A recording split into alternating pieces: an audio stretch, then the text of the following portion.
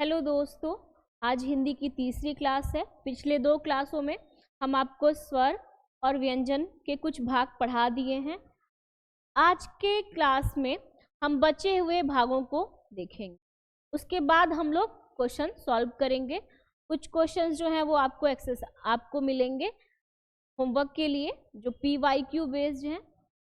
चलिए देखते हैं बच्चों, क्या है लुंठित या प्रकंपित व्यंजन। क्या है लुंठित या प्रकंपित व्यंजन, यानी क्या लिखा है, जिस वर्ण के उच्चारण में जीभ जो है वो तालु से लुढ़क कर स्पर्श करे, यानी कि वे वर्ण जो जीभ जो है वो तालु से क्या है लुढ़क कर स्पर्श करे, वो क्या होते हैं, लुंठित या प्रकंपित व्यंजन होते हैं। ठीक है, कौन से वर्ण आते हैं, र।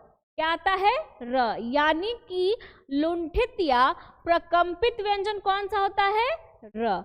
इसको हम लोग ऐसे भी समझ सकते हैं कि हम लोग सर्प लिखते हैं। ठीक है, तो ये जो ये बना है, ये जो चिन्ह है, इसको हम लोग क्या उच्चारित करते हैं, र उच्चारित करते हैं, यानी सर्प ये उच्चारित करते हैं। तो ये क्या हुआ, लुढ़क गया। इसी से आप समझिए इसको हम लोग क्या बोलते हैं, लुंठित, यानी लुढ़क गया। क्लियर हुआ, यानी र क्या है हमारा, लुंठित या प्रकंपित व्यंजन। क्लियर। अब क्या है पार्श्विक व्यंजन। पार्श्विक व्यंजन क्या होते हैं, देखिए, जिन वर्णों के उच्चारण में हवा जो है वो जीभ के पार्श्व या बगल से निकल जाए। ठीक है, वे वर्ण जिनको उच्चारित करते समय जो हवा है, हवा क्योंकि हवा ही एक महत्वपूर्ण साधन है जिसके द्वारा हम अपनी बातों को दूसरे इंसान तक पहुंचाते हैं। क्लियर, यानी हवा जो है वो जीभ के पास यानी बगल से निकल जाए। वे वर्ण जिनको हम लोग उच्चारित कर रहे हैं, तो जो हवा है वो जीभ के बगल से निकल जाए। कौन सा वर्ण आएगा, ल। कौन सा आएगा बच्चों, ल। बोल के देखिए, ल ल ल क्या हो रहा है, हवा जो है वो के बगल से निकल रही है। वहीं तीसरा क्या है, अनुनासिक व्यंजन। क्या है, अनुनासिक। अनुनासिक मतलब जिसमें जो हवा है वो नाक से निकले, यानी वे वर्ण जिनको उच्चारित करते समय हवा क्या हो, नाक से निकले, वे क्या कहलाते हैं, अनुनासिक व्यंजन कहलाते हैं। जैसे कौन कौन से वर्ण आएंगे आपके, अंग, ड़, ढ, ढ, न, म। इनको उच्चारित करेंगे तो हवा जो है वो नाक से निकलेगा।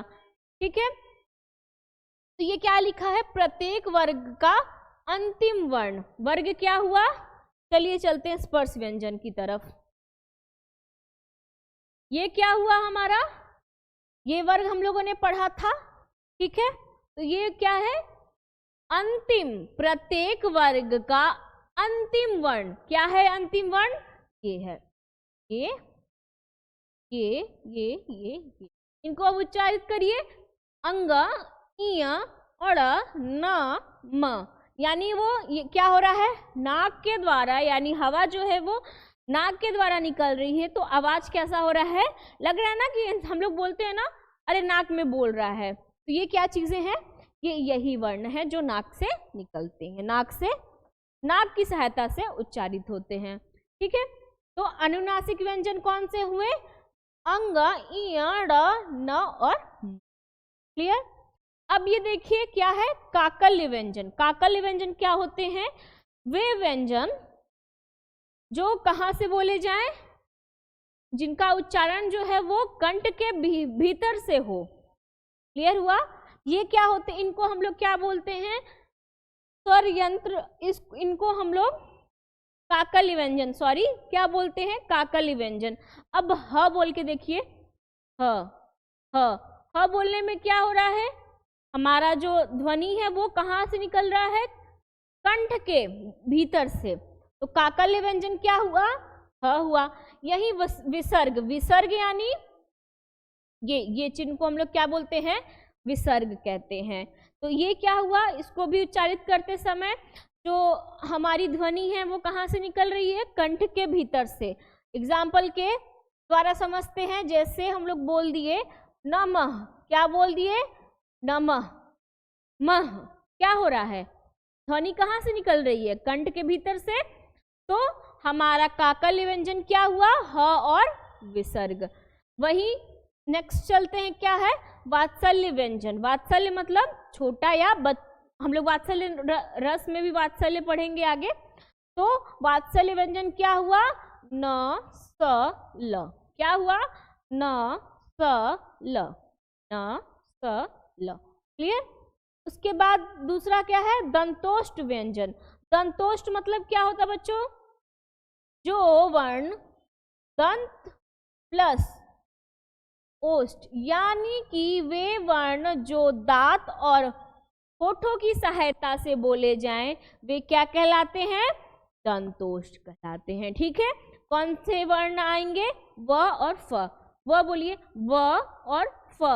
व फ उच्चारित करते समय हमारा जो होठ है, होठ का निचला हिस्सा जो है वो ऊपर के दांत के द्वारा जो है उच्चारित हो रहा है।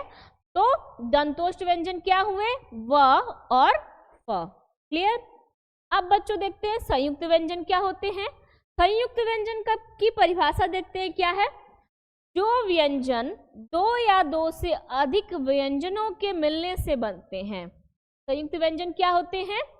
वे व्यंजन जो दो या दो से अधिक व्यंजनों के मिलने से बनते हैं, वे क्या कहलाते हैं? संयुक्त व्यंजन कहलाते हैं। संयुक्त व्यंजन में पहला व्यंजन क्या होता है? सदैव स्वर रहित होता है। ठीक है, इसके विपरीत दूसरा व्यंजन हमेशा स्वर सहित होता है। क्लियर? यानी कि संयुक्त व्यंजनों में हम लोगों ने देखा कि संयुक्त व्यंजन कैसे बनते हैं। दो या दो से अधिक व्यंजनों को मिलाने से हमारे संयुक्त व्यंजन बनते हैं, जिसमें पहला व्यंजन सदैव जो होता है वो स्वर रहित होता है और दूसरा व्यंजन क्या होता है? स्वर सहित होता है।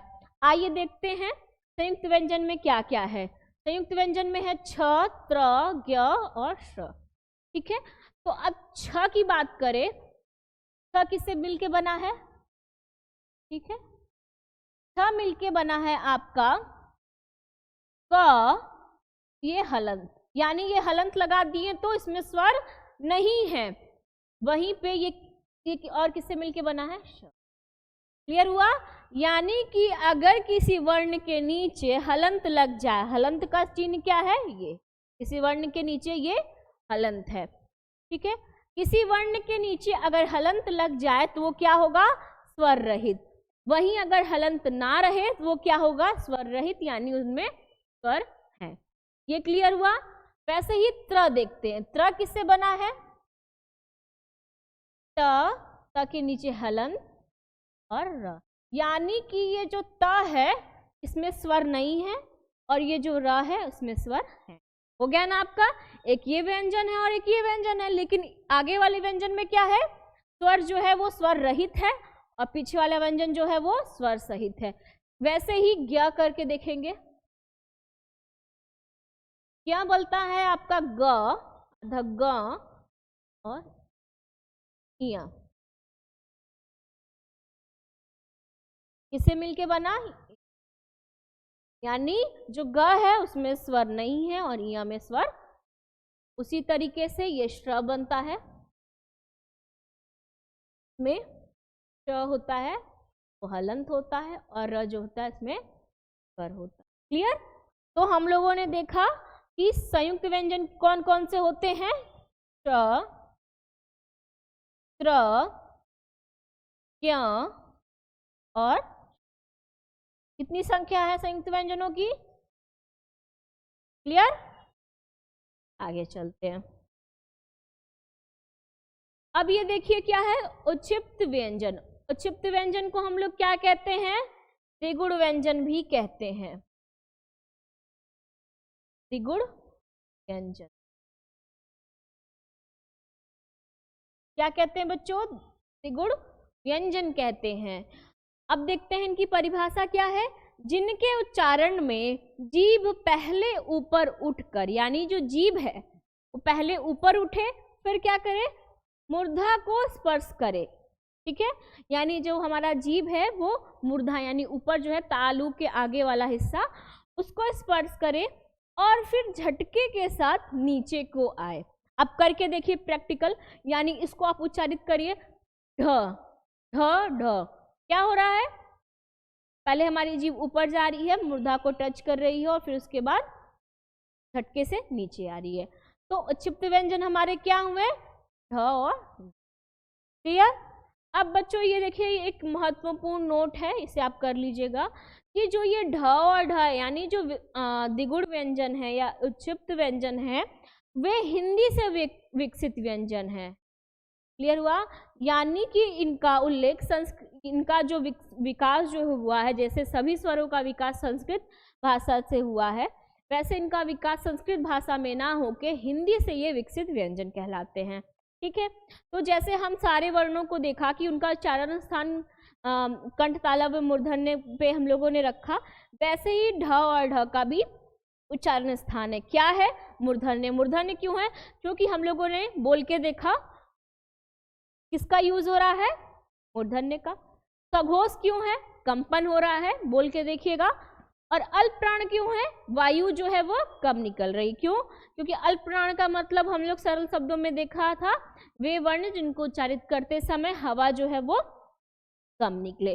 वैसे ही ढ को बोल के देखिएगा तो उनका उच्चारण स्थान क्या है, मूर्धन्य है। क्या है वो, सघोष है और महाप्राण। क्यों, ढ को बोलने में ढक्कन हम लोग लिखते हैं ना, ढक्कन। क्या हो रहा है, ढ बोलने में क्या हो रहा है, हवा ज्यादा बाहर निकल रही है, कंपन हो रहा है, तो ये हमारा क्या हुआ, महाप्राण। ठीक है, अब बच्चों बात करते हैं आगत ध्वनियां। आगत ध्वनियां, इसको नक्श भी बोलते हैं। ठीक है, ये वे ध्वनियां होती हैं जिनका प्रयोग उर्दू के लिए किया जाता है, जैसे क, ख, जैसे हम लोग लिखते हैं ना कब्ज, ये क्या ये कौन सा शब्द है, उर्दू के शब्द हैं।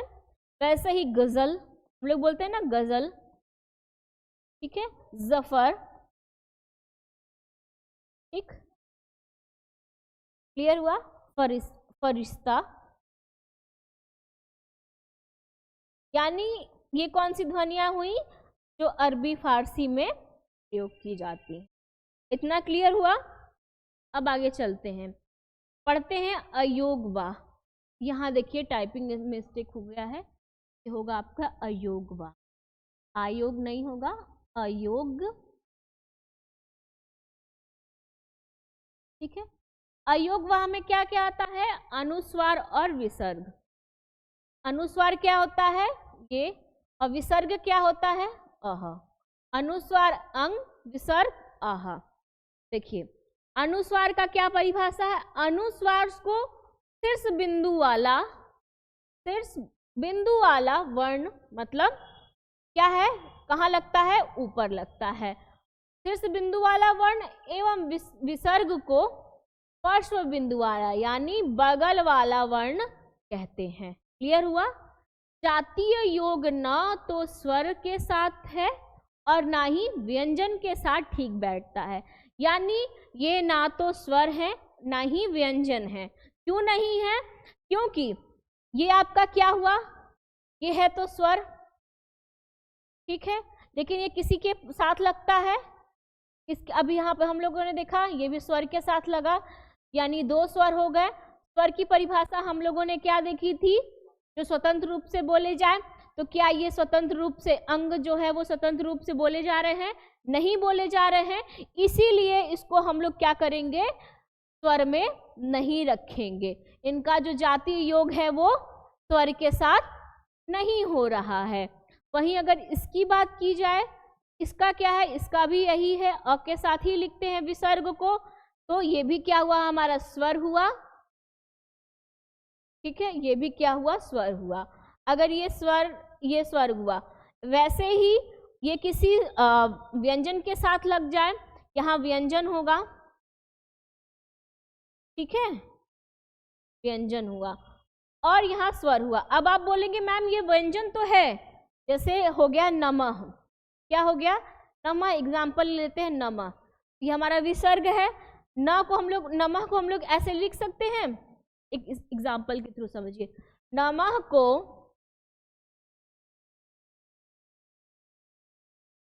हम लोग ऐसे लिख सकते हैं, न के नीचे हलंत अ, उसके बाद म के नीचे हलंत अ,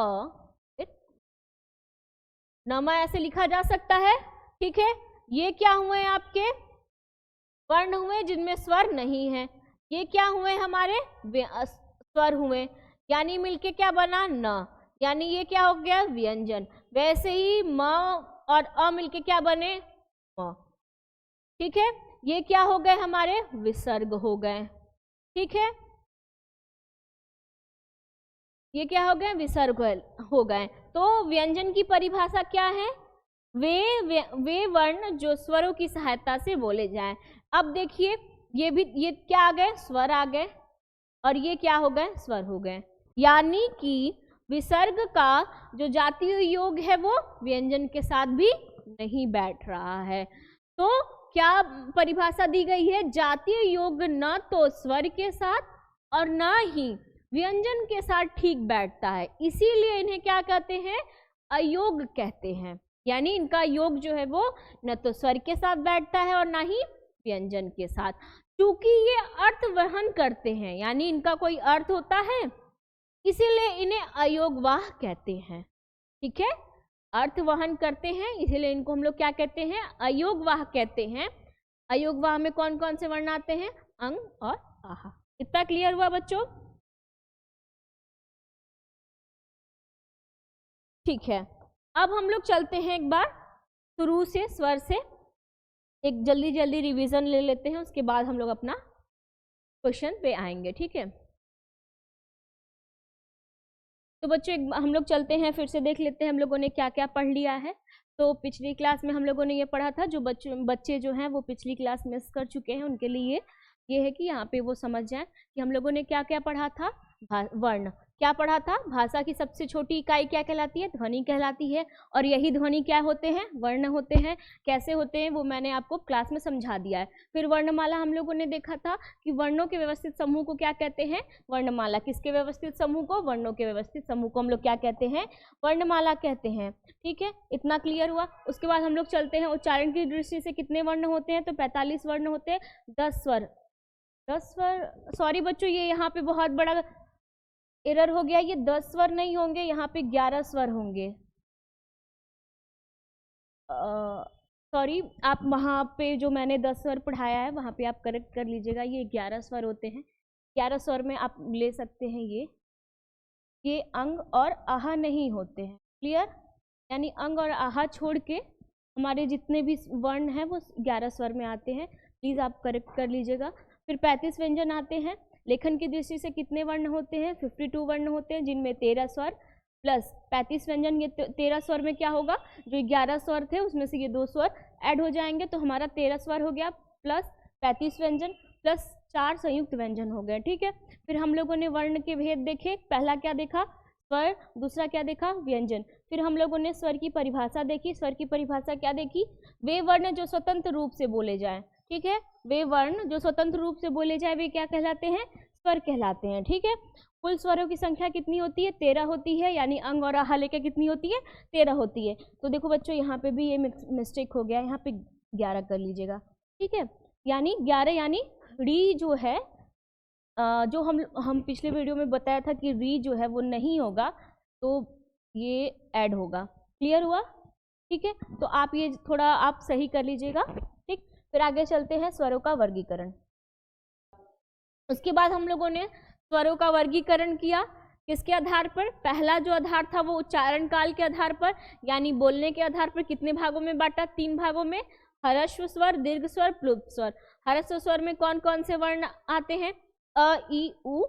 दीर्घ स्वर में आ ई उ ए ऐ ओ औ।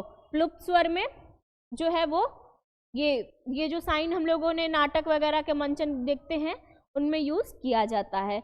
अब ये ह्रस्व, दीर्घ और प्लुप्त स्वर की जो डिफिनेशन है वो आपको उस वीडियो में समझा दी गई है, तो आप वहां जाके उसको देख लीजिए।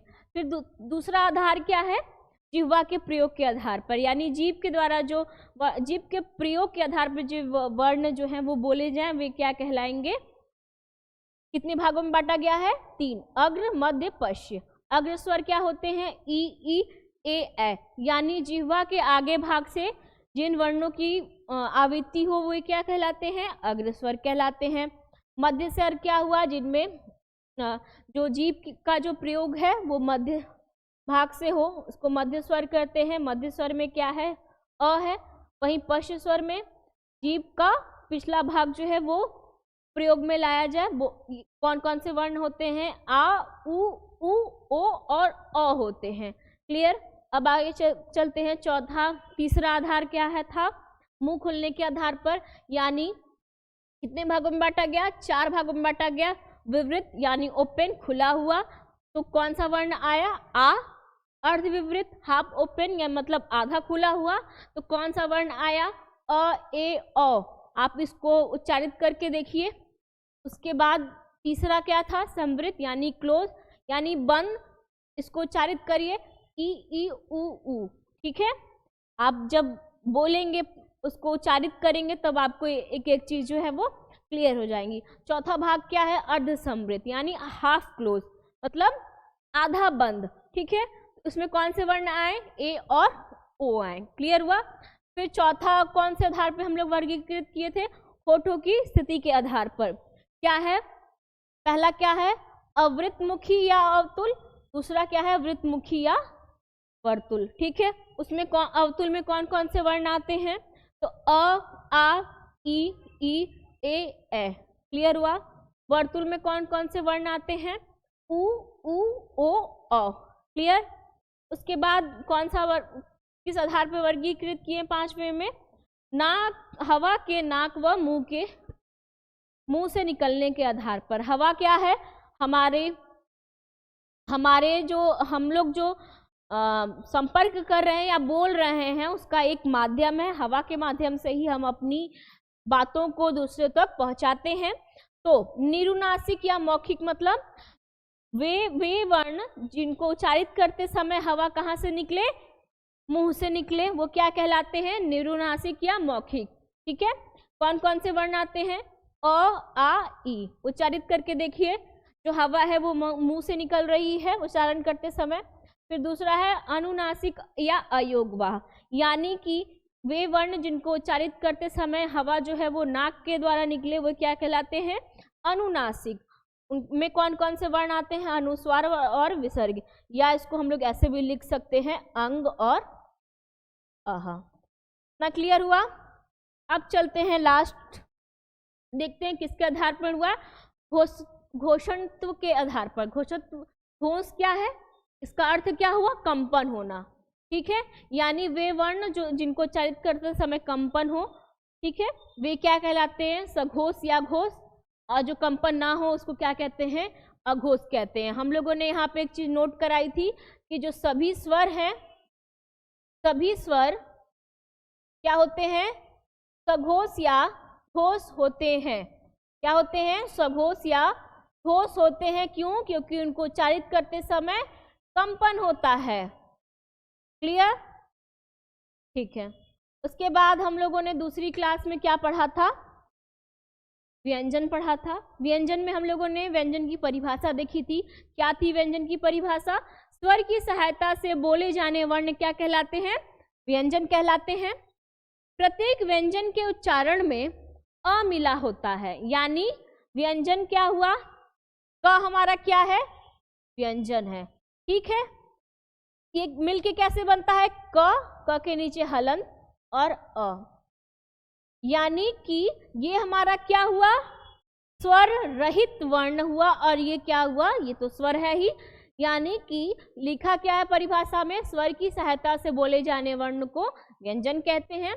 प्रत्येक व्यंजन के उच्चारण में अ जो है वो, अ स्वर जो है वो मिला हुआ रहता है। क्लियर।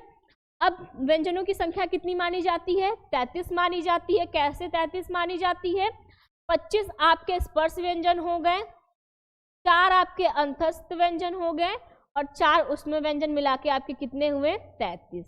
क्लियर हुआ। कुल क्वेश्चन पूछेगा हिंदी वर्णमाला में व्यंजनों की संख्या कितनी है, तो 33 है। वहीं अगर द्विगुण व्यंजन यानी ढ ढ को जोड़ देने पर उनकी संख्या कितनी हो जाती है, 35। क्लियर हुआ? ठीक है। फिर हम लोगों ने व्यंजनों का वर्गीकरण किया किस पे, स्पर्श व्यंजन, अंतस्थ व्यंजन और ऊष्म व्यंजन को। अब चलते हैं हम लोग स्पर्श व्यंजन की तरफ। स्पर्श व्यंजन में हम लोगों ने क्या पढ़ा, वर्ग पढ़ा। वर्ग कैसे डिफाइन किया, वर्ग को यानी ये एक वर्ग हुआ, ऐसे क वर्ग हुआ, च वर्ग हुआ, ट वर्ग हुआ, ट और प वर्ग हुआ। ठीक है। क्यों हम लोग क को लिए, ख को नहीं लिए, क्यों? क्योंकि हम लोगों ने देखा था क्लास में, मैंने आपको जब बताया कि क क्या है, वो हेड है यानी वो पहले है, इसीलिए इसके नाम से ही इसका नामकरण किया गया यानी क वर्ग हुआ। ये चीजें क्लियर हुई।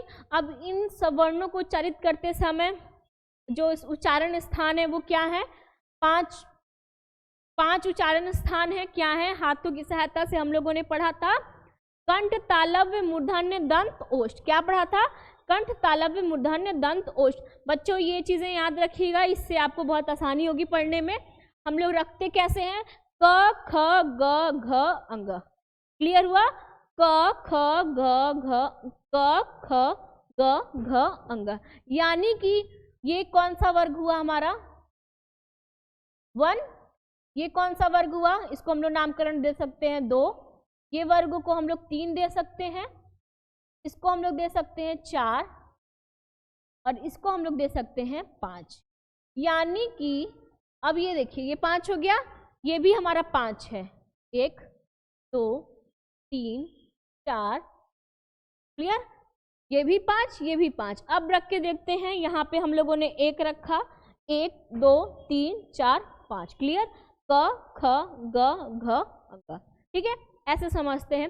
अगर आपसे क्वेश्चन क्या पूछ देगा वो आगे हम आपको बताएंगे तो क्लियर हो जाएगा। फिर अंतस्थ व्यंजन को हम लोगों ने देखा था, जिन वर्णों का उच्चारण पारंपरिक वर्णमाला के बीच यानी स्वर व व्यंजनों के बीच स्थित होता है उनको हम लोग क्या बोलते हैं, अंतस्थ व्यंजन बोलते हैं। कौन कौन से अंतस्थ व्यंजन होते हैं, य र ल व। ठीक है, उनका उच्चारण स्थान क्या होता है, तालव्य होता है, र का दंत व मसूड़ा मिला के, ल का भी वैसे ही और व का दंतोष्ठ। ठीक है बच्चों, देखिए यहाँ पे जो कंठ है इसमें भी स्वर आते हैं। तो कंठ में कौन कौन से स्वर आते हैं, हमने देखा अ और आ। उच्चारित करके देख लीजिए, तालव में ई और ई आते हैं, मूर्धन्य में आपका री आता है, दंत में कोई भी जो स्वर है वो उच्चारित नहीं होते, ओष्ठ से उ और आते। इतनी बात क्लियर हुई? ठीक है, ये हम लोगों ने देखा। अब आगे हम लोगों ने क्या देखा, उष्म या संघर्षी व्यंजन, यानी वे व्यंजन जिनको उच्चारित करते समय हवा मुख में किसी विशेष स्थान पर घर्षण करे यानी रगड़ खा के बोले या गर्मी पैदा करे, उन्हें हम लोग क्या कहते हैं, जैसा कि नाम से है उष्म व्यंजन कहते हैं। कौन कौन से होते हैं, श स स और ह। आप उच्चारित करके देखिएगा, उनका उच्चारण स्थान अपने आप उसको रख पाएंगे। फिर प्राणत्व के आधार पे हम लोगों ने बांटा था, कैसे, अल्पप्राण और महाप्राण, यानी वर्ग का कौन सा भाग, पहला, तीसरा, पांचवा। अब चलते हम लोग स्पर्श व्यंजन के पास, यानी वर्ग का पहला, तीसरा और पांचवा, यानी क च ट त प ग ज ड द और ब, यानी पहला वर्ग, ये तीसरा वर्ग और ये पांचवा वर्ग हमारा क्या होंगे, अल्पप्राण होंगे। ठीक है, तो अल्पप्राण में क्या क्या आएगा, पहला, तीसरा, पांचवा वर्ग, 4 अंतस्थ व्यंजन और सभी स्वर, यानी जो स्वर हैं वो क्या होते हैं, अल्पप्राण होते हैं। क्वेश्चन में पूछ दिया कि सभी स्वर क्या होते हैं, अल्पप्राण होते हैं या महाप्राण होते हैं, तो हम लोगों ने पढ़ा क्या कि सभी स्वर क्या होते हैं, अल्पप्राण होते हैं। वही महाप्राण क्या होता है, वर्ग का दूसरा और चौथा वर्ण। ठीक है, स्पर्श व्यंजन के पास चलते हैं, वर्ग का दूसरा और चौथा, यानी ये दूसरा और ये चौथा वर्ग क्या कहलाएगा, आपका महाप्राण कहलाएगा, महाप्राण कहलाएगा। और महाप्राण में कौन से व्यंजन आएंगे, उसमें या संघर्षी व्यंजन, यानी ये हमारा क्या है, महाप्राण है। वहीं चलते हैं उच्चारण के स्थान आधार पर, यानी कि वे वर्ण जिनको उच्चारित करते समय कंपन होता है कि नहीं। हम लोगों ने स्वर में भी देखा था घोष और सघोष का की परिभाषा, तो यहाँ पे मुझे एक्सप्लेन करने की ज़रूरत नहीं है। तो कितने भागों में बांटा गया? 2 में, घोष, सघोष और अघोष। इसमें कौन सा वर्ग आया? तीसरा, चौथा, पांचवा वर्ग। अब फिर चलते हैं हम लोग स्पर्श व्यंजन में। तीसरा, चौथा, पांचवा वर्ग मतलब ये वर्ग, ये वर्ग और ये वर्ग, ये क्या हुए? हमारे सघोष या घोष हुए। उसके बाद क्या लिखा है? अंतस्थ व्यंजन, यानी अंतस्थ व्यंजन यानी य, र, ल, व, स हमारे अंतस्थ व्यंजन हुए। सभी स्वर भी हमारे क्या होते हैं? घोष या सघोष होते हैं। और ह क्या है हमारा? ऊष्म व्यंजन है। क्या है? ऊष्म व्यंजन है। ठीक है, तो ऊष्म व्यंजन में केवल जो ह है वो हमारा क्या होता है? घोष या सघोष होता है। अब अघोष की बात करते हैं, वर्ग का पहला दूसरा वर्ण। अब आते हैं स्पर्श में, यानी कि ये और ये हमारा वर्ग हमारा क्या हुआ? अघोष हुआ। क्लियर हुआ? फिर ऊष्म व्यंजन ह को छोड़कर। क्यों ह को छोड़कर? क्योंकि जो ह है वो हमारा घोष या सघोष है। ठीक है, फिर हम लोगों ने देखा आज की क्लास में लुंठित प्रकंपित व्यंजन कौन से होते हैं? र होता है। ठीक है, पार्श्विक व्यंजन क्या होता है? ल होता है, जिसमें हवा जो है वो जीभ के बगल से निकल जाए। अनुनासिक व्यंजन क्या होता है? प्रत्येक वर्ग का अंतिम वर्ण, जैसे अंगा, या, ड़, न, म। क्लियर? काकल्य व्यंजन क्या होता है? ह और विसर्ग, जिसमें हवा जो है वो कंठ के भीतर से निकले। वात्सल्य व्यंजन न, स, ल। ठीक है, दंतोष्ट व्यंजन जो दांत और ओठ दोनों की सहायता से बोले जाए उन्हें हम लोग क्या कहते हैं? दंतोष्ट व्यंजन कहते हैं। संयुक्त व्यंजनों को हम लोगों ने देखा कि दो व्यंजनों को जोड़ के जो दो व्यंजनों से मिलने से बनते हैं, जिसमें पहला व्यंजन जो होता है वो स्वर रहित होता है और दूसरा व्यंजन स्वर सहित होता है। ठीक है, फिर हम लोगों ने देखा क्या, इसको हम लोगों ने समझा था कैसे है। फिर उच्छिप्त व्यंजन को हम लोगों ने देखा। उच्छिप्त व्यंजन को हम लोग क्या कहते हैं? द्विगुण व्यंजन भी कह सकते हैं। इसमें क्या आते हैं? ढ और ढ। इसको हम, ये जो है वो हिंदी के विकसित व्यंजन है, संस्कृत में से ये विकसित नहीं हुए हैं। ठीक है, फिर हम लोगों ने उनका उच्चारण स्थान देखा। फिर आगत ध्वनियाँ देखी। आगत ध्वनि का प्रयोग कहाँ होता है? अरबी फारसी शब्द में। उसके बाद हम लोगों ने अयोगवाह देखा। अयोगवाह में क्या देखा? अनुस्वार और विसर्ग। ठीक है, अनुस्वार और विसर्ग देखा। ये क्या होते हैं? इनको अयोगवाह इसलिए कहा जाता है क्योंकि जो इनका जातीय योग होता है, ना तो ये स्वर के साथ बैठता है और ना ही व्यंजन के साथ बैठता है। ठीक है बच्चों, इतनी सारी चीजें जो है वो क्लियर हम लोगों ने आज की है। तो अब बच्चों देखो, कुछ एक्सरसाइज है, कुछ क्वेश्चन है जो आपको हम सॉल्व कराएंगे। देखिए क्वेश्चंस जो है ना बच्चों, ये ऐसे ही पूछते हैं। ठीक है, क्वेश्चंस जो है वो आपको ऐसे ही पूछते हैं। तो क्या है पहला क्वेश्चन? वर्णमाला कहते हैं। वर्णमाला किसे कहते हैं? हम लोगों ने सबसे पहली क्लास में पढ़ा था। ऑप्शन देखते हैं क्या है। पहला ऑप्शन है शब्द समूह को, दूसरा वर्णों के संकलन को, तीसरा क्या है? शब्द गणना को, और चौथा वर्णों के व्यवस्थित समूह को। ठीक है, यहाँ देखिए ये ए लिखा गया है, यहाँ पे होगा बी। क्लियर? ये देखिए यहाँ सी और यहाँ थोड़ा सा ये गलत हो गया, इसको सही कर लीजिएगा। ठीक है, तो वर्णमाला किसे कहते हैं? वर्णों के व्यवस्थित समूह को। क्लियर? यानी कौन सा ऑप्शन सही हुआ? चौथा। ठीक है, दूसरे क्वेश्चन पे चलते हैं। क्या है? हिंदी वर्णमाला में व्यंजनों की संख्या क्या है? पढ़ाया था ना, और जब मैं व्यंजन पढ़ा रही थी तो मैं बोली भी थी कि जो क्वेश्चन है वो ऐसे पूछे जाएंगे। यानी कितनी है संख्या? 33 है, यानी ऑप्शन थर्ड जो है वो सही होगा। फिर क्या है? हिंदी वर्णमाला में अयोगवाह वर्ण कौन सा है? क्या पूछा है? अयोगवाह। अभी तुरंत हम लोगों ने अयोगवाह पढ़ा, उस हिसाब से क्या होंगे सही? अ होंगे, या दूसरा ई, या तीसरा ऊ, या चौथा अंग और अह? क्या होंगे? वेरी गुड, चौथा सही होगा, अंग और अह। ठीक है, ये क्या होते हैं? अयोगवाह होते हैं। ठीक है, उसके बाद चौथा क्या क्वेश्चन है?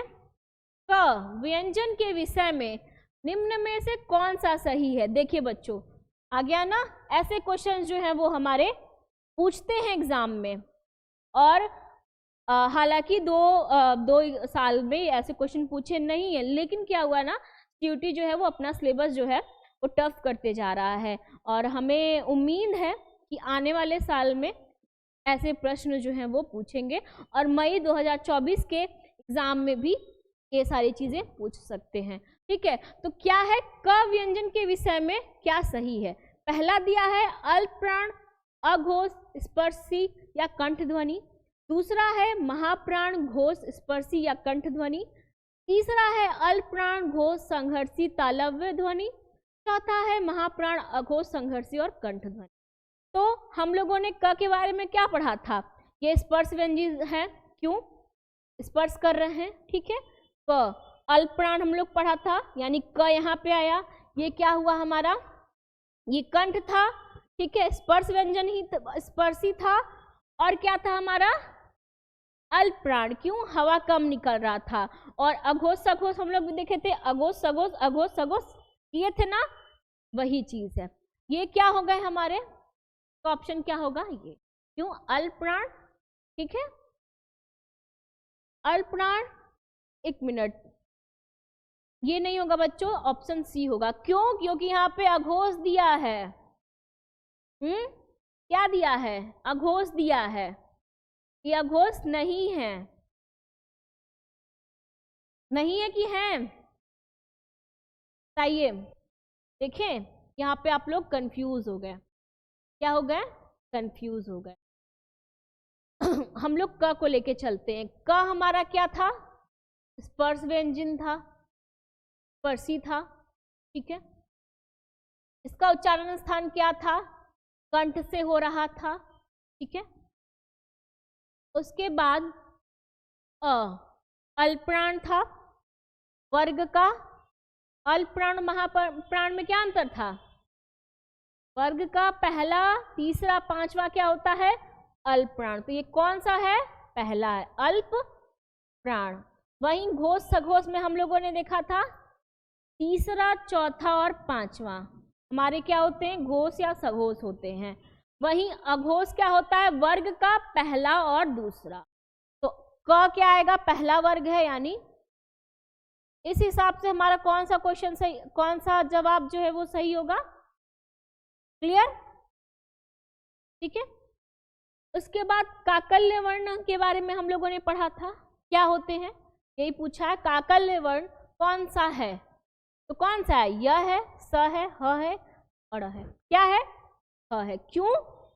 क्योंकि इसको उच्चारित करते समय हवा कहाँ से निकल रही है? कंठ के भीतर से। ठीक है, तो बच्चों देखिए ऐसे ही क्वेश्चन पूछते हैं, बहुत ज़्यादा टफ नहीं पूछते हैं। बस क्या है, आपकी समझ पे है कि आप किस तरीके से इसको समझ के पढ़े हैं। ठीक है, तो आपको रटना नहीं है सारी चीज़ें। देखिए ये भी थी, ये क्वेश्चन जो थे, ऐसे क्वेश्चन जो हैं वो सीयूटी बनाते हैं। ठीक है, तो इसमें क्या था मैंने आपको दिखा दिया, क्लियर करके एक एक चीज़ क्लियर की कि कैसे ये स्पर्शी है, कैसे ये कंठ है, कैसे ये अल्पप्राण और कैसे ये अघोष है। क्लियर हुआ? अब ये चलते हैं, ये आपके होमवर्क हैं। ये क्वेश्चंस जो हैं वो प्रीवियस ईयर क्वेश्चंस को देख के बने हुए हैं। ठीक है, क्या है पहला क्वेश्चन? जिनका उच्चारण स्वतंत्रता से होता है और जो व्यंजन के उच्चारण में सहायक होते हैं उसे हम लोग क्या कहते हैं? ठीक है, ये रहे 4 ऑप्शन। दूसरा है निम्न में दीर्घ स्वर क्या है? ठीक है, उसके ये 4 ऑप्शन हैं, आप इनको नोट कर लीजिए क्योंकि ये आपके होमवर्क हैं। और इनके जो जवाब हैं हम आपको नेक्स्ट वीडियो में बताएं। तो बच्चों आप लोगों ने नोट कर लिया? अगर नहीं नोट हुआ है तो टेंशन की बात नहीं है, ये सारी पीपीटी जो हैं वो हमारे टेलीग्राम चैनल पे दे दी जाएंगी, और इसके अलावा भी बहुत सारे PYQ सॉल्व कराए जाएंगे। तो आप हमारे साथ टेलीग्राम पर जुड़ें। टेलीग्राम की जो लिंक है वो इस वीडियो के डिस्क्रिप्शन दे दी जाएंगी, तो आप वहाँ जुड़ के PYQ से जुड़े हुए क्वेश्चन जो हैं वो सॉल्व कर सकते हैं। तो बच्चों आज की क्लास में इतना ही। आज हम लोगों ने हिंदी का अपना एक टॉपिक क्या किया? क्लियर कर लिया, पढ़ लिया, उसको समझ लिया। अब उससे उस पे जो आधारित प्रश्न हैं वो टेलीग्राम पे आएंगे, आप उनको सॉल्व करके खुद से खुद का आप फीडबैक लीजिएगा कि आप लोगों ने क्या समझा क्या नहीं, और हमें भी बताइएगा कि आपको क्या चीज़ें नहीं समझ में आई, हम आपका समाधान करेंगे। तो अब नेक्स्ट क्लास में हम लोग नए टॉपिक के साथ प्रेजेंट करेंगे।